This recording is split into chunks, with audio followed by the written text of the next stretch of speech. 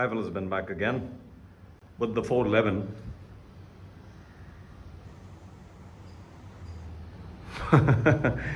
on its side. Well, I have built this machine over 6 years now to take on just about anything and everything I can throw at it. And still, there are some shortcomings. With every ride, especially enduro style riding, I come back home and I work on the machine. I make it even more better, even more suitable to do that kind of stuff. The biggest drawback now is just this one thing.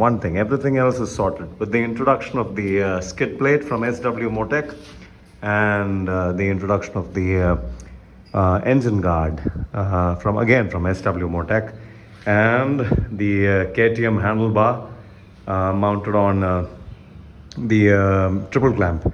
Everything is sorted except the folks are rock solid. They can take on just about anything and everything.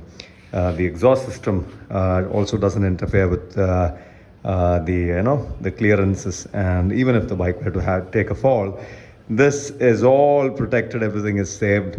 Everything works as per my requirements. Nothing really hinders hardcore enduro style riding, except for this weak link, the Swingarm links.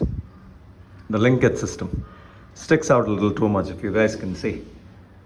That's about 1 inch past the farthermost point on the skid plate. So what can be done? Now, what sells in the West is an extension to this. You bolt on an additional panel to the end of the skid plate over here, and that extension kind of allows it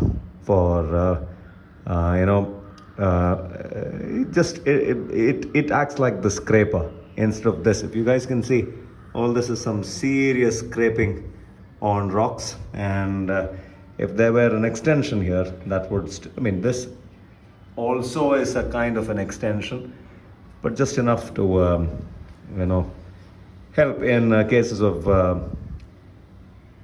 rocks that are not that tall. What I'm trying to say is, if I were to get an extension over here, then that would allow for this to be protected.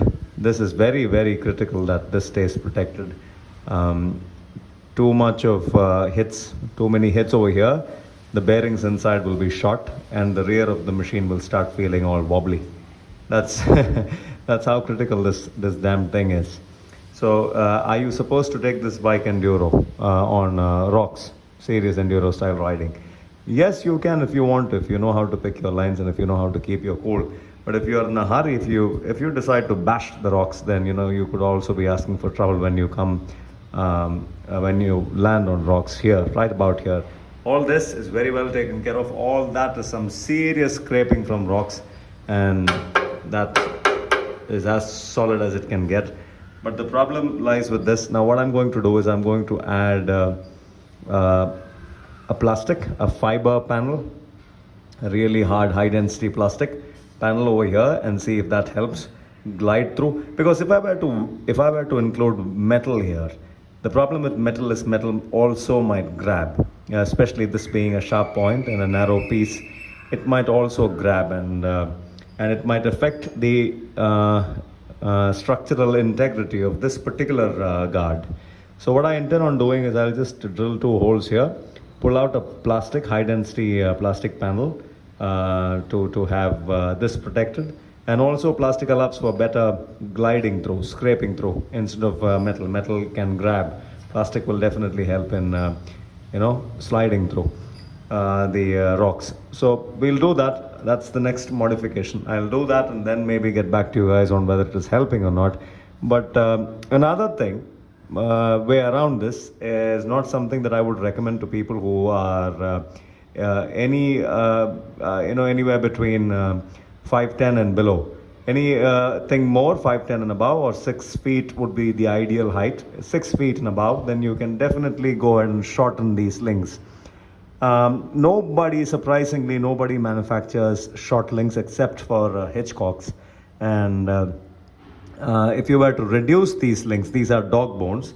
Very peculiar style design is because you have bearings on both the sides of this particular dog bone. No other manufacturer seems to make dog bones or these links with roller bearings. Everybody just makes a single panel. That's how it is on the 450. So anyways, it's a complicated design. So what I'm trying to say is, Hitchcock's UK sells these dog bones, these links, which are shorter. That way, what will happen if you have a shorter linkage system here is you will tend to just, maybe the angle of the angle of protrusion will reduce a bit. It will go up a bit, just a tiny bit. That will push on the seat. You will get more ground clearance. And yeah. So a shorter linkage system will change the angle of the shock and will take this particular contraption, maybe the link and the dog bones. So the linkage will go up a little bit, and that will save us some. That will give us some more room, some more clearance. So that is the only thing now which is acting the spoil sport in this fantastic machine, which is seriously any kind of off-road terrain ready. And let's see if I can sort that out as well. Just a small panel sticking out should take care of it. Well, just an update on where Ben is at the moment, lying down on the ground and waiting for me to pick it up and take it off-road. If this helped in any way, it helped. Once I'm done with it, I'll get back to you guys. Ciao.